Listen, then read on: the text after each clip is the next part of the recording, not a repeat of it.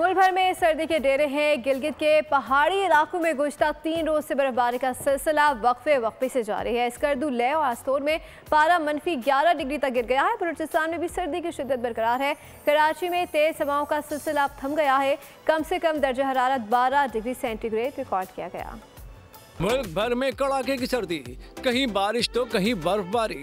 12 इलाकों में नदी नालों का पानी जम गया। गिलगित के पहाड़ी इलाकों में मुसलसल 3 रोज से बर्फबारी का सिलसिला जारी। स्कर्दू, लिया और इस्तोर में पारा -11 तक गिर गया। सर्दी की शिद्दत में इजाफे से मामूलात जिंदगी मुतासिर हैं। उन जमा देने वाली सर्दी ने बलूचिस्तान को भी अपनी लपेट में ले रखा है। यकबस्ता हवाओं की वजह से कोयटा में पारा नुक्ता इंजमात से 6 डिग्री नीचे आ गया। आइंदा 24 घंटे के दौरान कोयटा, चमन, ज़ियारत, पिशीन, चागी में बारिश और पहाड़ों पर बर्फबारी की पेशगोई की गई है। शहर कायद में तेज हवाओं का सिलसिला थम गया।